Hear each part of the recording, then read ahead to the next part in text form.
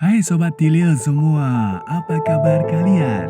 Semoga dalam keadaan yang baik, sehat, dan bahagia. Di video kali ini, kami berbagi informasi yang sedikit berbeda dari biasanya. Kami tidak membahas tentang hewan, tanaman, dan hal-hal lain yang unik dari desa kami.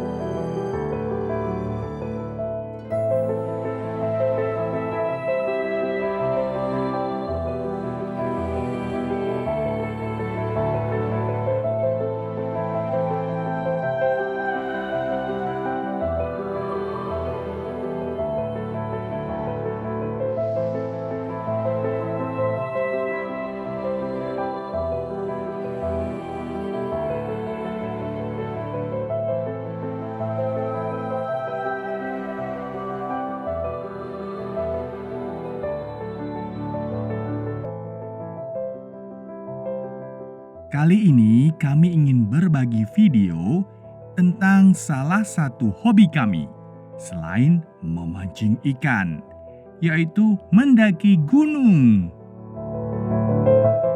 Meskipun kami bukan pendaki profesional, tetapi aktivitas mendaki menjadi salah satu pelepas rindu kami dengan kondisi alam yang menenangkan. Seringkali orang-orang melepaskan segala kegundahan, tekanan, dan permasalahan yang mengganggu pikiran dengan mendaki gunung. Karena ketika berada di gunung, kita bisa menyatu kembali dengan alam untuk mericas energi kita yang sudah lemah.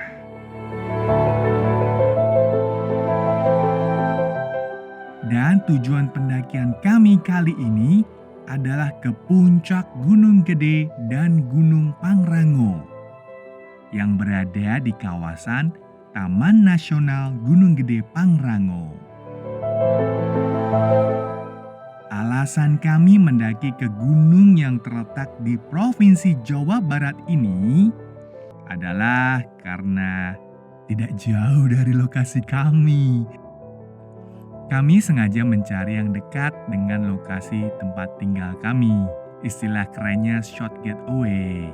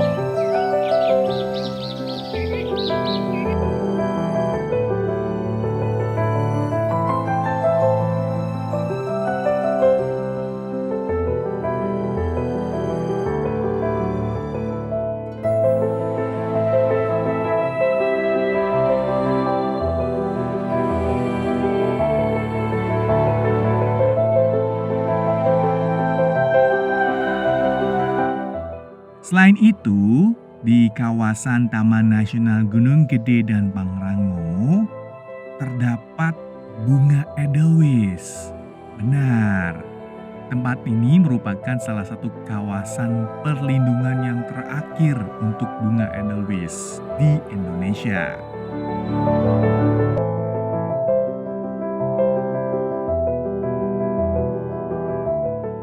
Karena memang bukan menjadi rahasia lagi bahwa di Taman Nasional Gunung Gede Pangrango yang mempunyai 2 puncak, yaitu Puncak Gunung Gede yang ketinggiannya mencapai 2.958 meter di atas permukaan laut, dan Gunung Pangrango dengan puncaknya yang setinggi 3.019 meter di atas permukaan laut ini merupakan salah satu dari beberapa lokasi gunung di Indonesia yang menjadi habitat dari bunga yang dikenal dengan julukan bunga abadi.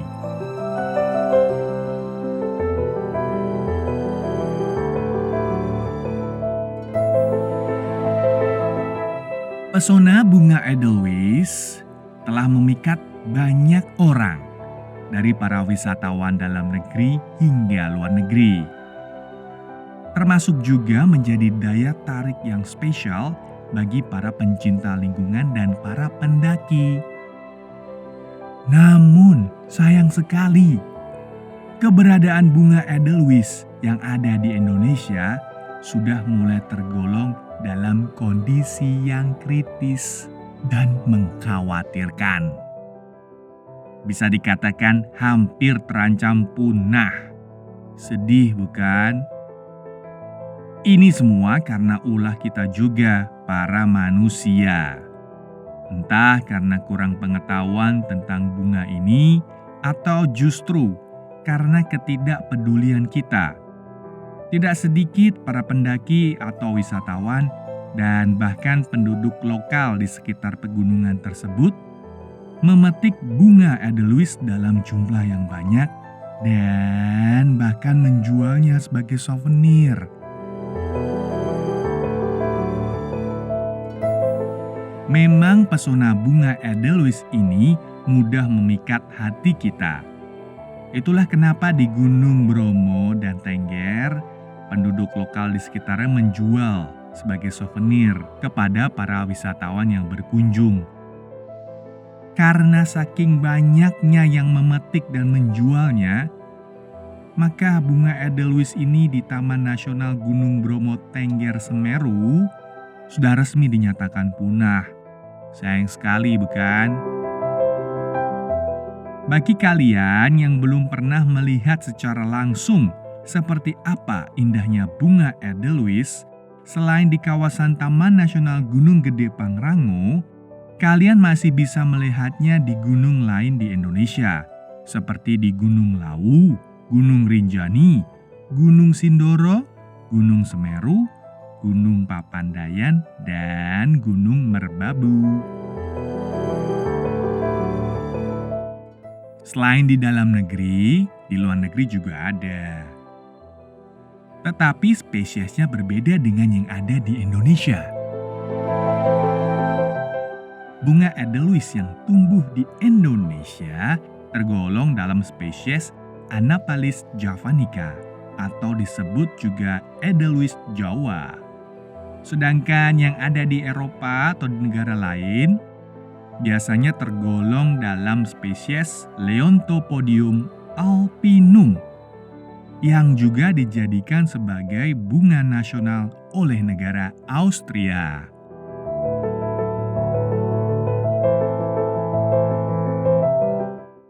Tidak ada salahnya kita sama-sama mengerti dan memahami kenapa bunga edelweiss dilarang dipetik. Karena jika kalian memetiknya, ada hukuman yang menantimu. Karena larangan memetik bunga edelweiss itu sudah tercantum di dalam Undang-Undang Nomor 5 Tahun 1990 Pasal 33 Ayat 1 dan 2 tentang konservasi sumber daya hayati ekosistem. Selain itu, ada peraturan Menteri Lingkungan Hidup dan Kehutanan Republik Indonesia yang melarang pemetikan bunga edelweiss ini. Kalau kalian masih membandel, ada ancaman hukuman penjara paling lama 1 tahun dan denda maksimal 50 juta rupiah.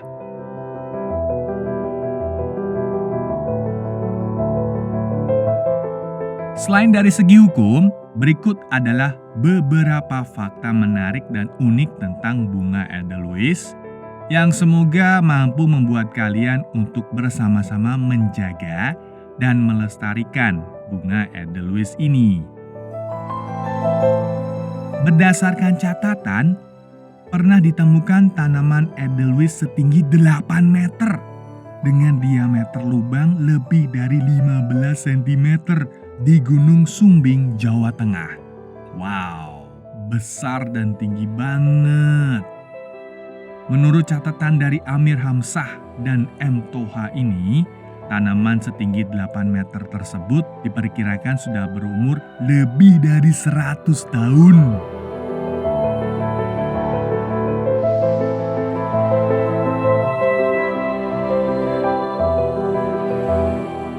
Seperti yang kami sampaikan di awal video tadi, tanaman edelweiss merupakan jenis tanaman yang familiar di kalangan para pendaki gunung.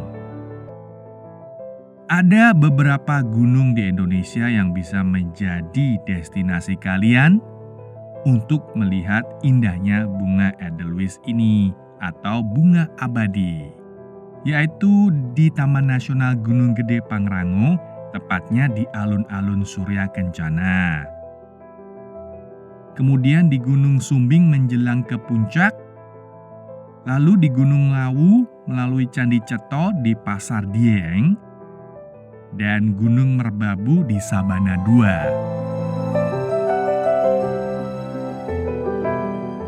Bunga edelweiss biasanya tumbuh di tempat dengan ketinggian sekitar 2000 meter di atas permukaan laut atau lebih tinggi lagi. Tetapi juga tergantung dengan suhu udara dan kelembapan pada ketinggian tersebut. Bunga edelweiss membutuhkan waktu untuk memekar hingga 10 tahun. Oleh karena itu, bunga ini dijuluki sebagai bunga abadi.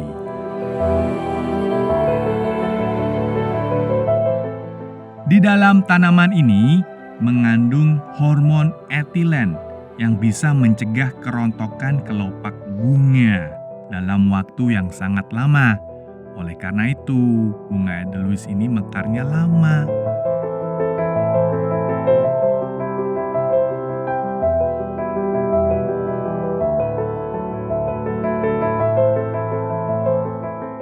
Adanya anggapan atau mitos bahwa bunga edelweiss sebagai simbol cinta yang abadi yang menyebabkan para pendaki memetiknya dan membawa turun untuk diberikan kepada orang terkasihnya.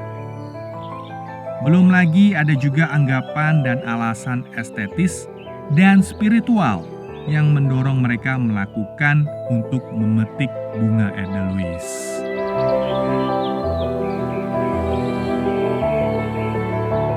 Ada beberapa catatan yang menunjukkan kejadian yang memilukan, yaitu pada sekitar bulan Februari hingga Oktober 1988, kurang lebih 636 batang tanaman edelweiss diambil dari Taman Nasional Gunung Gede Pangrango.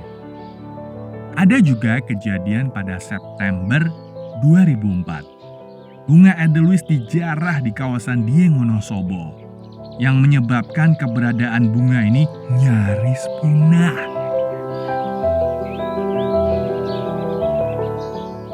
Catatan kejadian itu tidak berhenti di sana. Pada tahun 2017, ada 5 pendaki yang mencabut bunga edelweiss di Gunung Rinjani. Lalu pada bulan Juni 2018, terjadi pula peristiwa serupa di Gunung Ciremai, Jawa Barat. ada sekelompok pendaki membawa turun bunga edelweiss. Itu hanya beberapa kejadian yang terekspos. Kita tidak tahu kejadian-kejadian lain yang tidak terungkap. Semoga saja tidak ada ya. Pada umumnya, bunga edelweiss mekar pada periode bulan April hingga Agustus, yaitu ketika musim hujan telah usai. Namun, dengan adanya perubahan iklim yang tidak menentu beberapa tahun belakangan ini, patokan tersebut bisa jadi tidak akurat. Seperti pada saat kami mendaki kali ini, yang seharusnya masih dalam periode mekar, tetapi kami tidak menemukan bunga tersebut dalam keadaan mekar.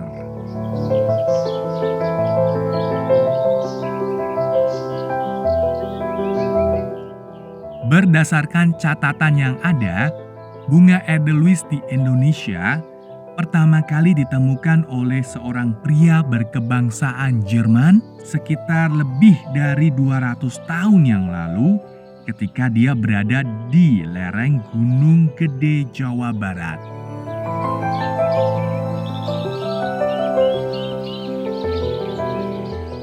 Dari hasil penelitian, edelweiss mempunyai ciri-ciri yang memampukan untuk tumbuh dan bertahan hidup di kondisi tanah yang tandus sekalipun.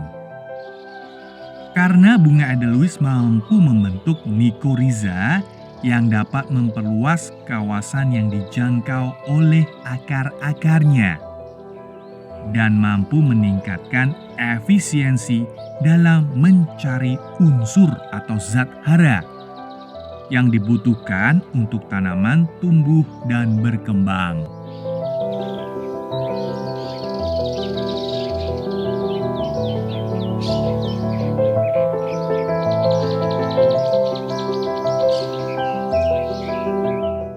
Setelah kita mendengar tadi beberapa kejadian yang memilukan hati tentang para pendaki ataupun penduduk lokal yang memetik bunga edelweiss secara liar,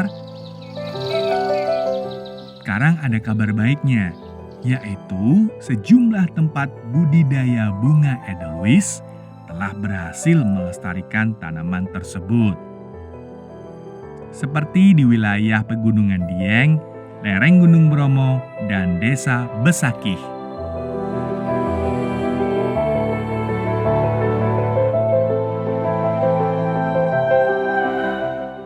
Hingga saat video ini kami unggah, kita masih diberi kesempatan untuk melihat secara langsung tanaman edelweiss ini. Tetapi, jika sikap kita sebagai manusia tidak berubah dalam upaya untuk melestarikannya dan masih memetiknya secara liar, maka bukanlah hal yang mustahil.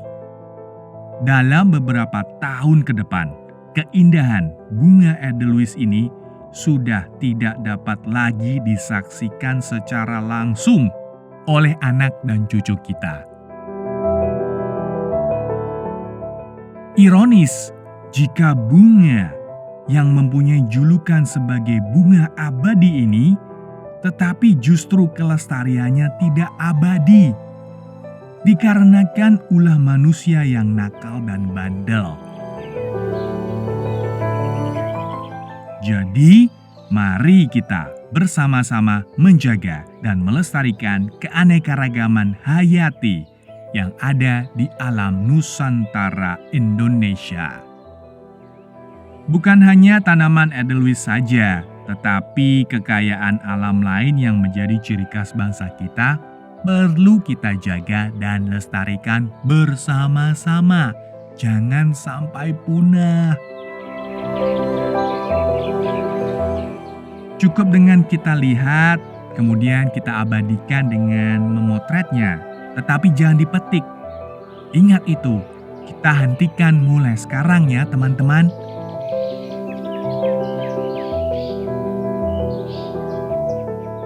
Jika kalian berminat untuk melakukan pendakian guna melihat secara langsung keindahan bunga edelweiss ini, ada beberapa hal yang perlu kalian ingat dan lakukan sebelum memulai pendakian. Terdengar remeh, tetapi perlu kalian lakukan agar pendakian kalian aman dan lancar. Berikut sedikit tips dari kami. Yang pertama, tentukan tujuan pendakian. Hal ini mencakup tingkat kesulitan pendakian gunung tersebut. Masing-masing gunung mempunyai karakteristik alam yang berbeda-beda dan menjadikan tingkat kesulitannya pun beragam. Ada baiknya jika kalian yang sebagai pendaki pemula jangan melakukan pendakian sendirian alias solo hiking. Lebih baik bersama dengan teman-teman atau kelompok. Setelah menentukan lokasi, penting bagi kita untuk mengecek kondisi cuaca pada tanggal pendakian di gunung tersebut. Hal ini untuk lebih memastikan tantangan alam apa yang akan kalian hadapi.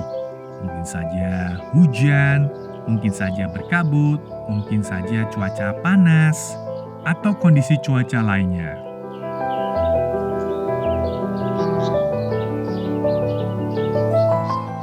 Yang kedua, persiapkan fisik kalian jauh-jauh hari sebelumnya. Terutama bagi kalian yang tidak banyak beraktivitas secara fisik. Karena dalam pendakian dibutuhkan kondisi fisik yang prima. Coba mulai mempersiapkan setidaknya sebulan sebelumnya dengan rutin berolahraga. Mungkin bisa berjogging, atau melatih otot kaki, atau olahraga lainnya.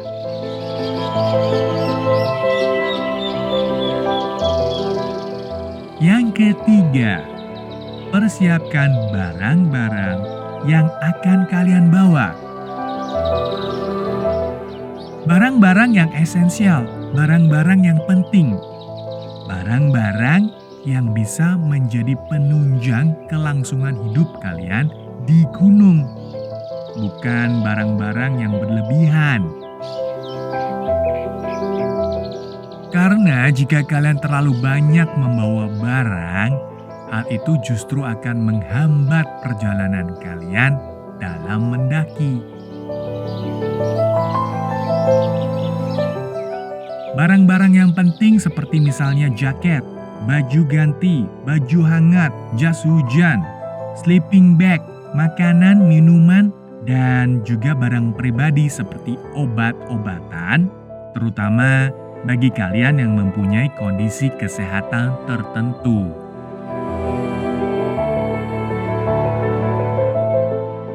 Yang keempat, di hari sebelum pendakian, pastikan kalian mempunyai istirahat tidur yang cukup di malam hari.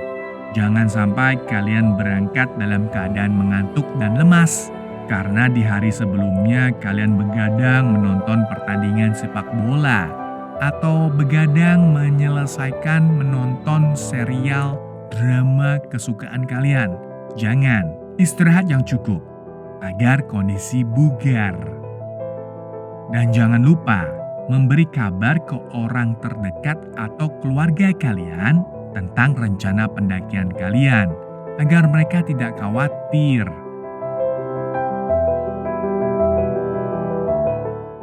Dan yang terakhir, dan juga yang terpenting, yaitu jangan lupa untuk berdoa agar diberikan kelancaran dalam pendakian tersebut oleh Tuhan Yang Maha Esa.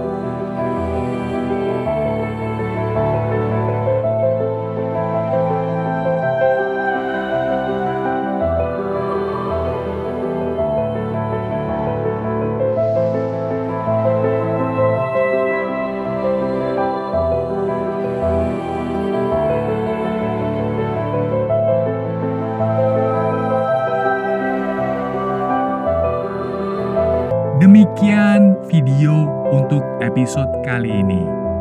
Semoga bermanfaat dan terima kasih telah menyaksikan. Sampai jumpa di episode lainnya. Salam mantap.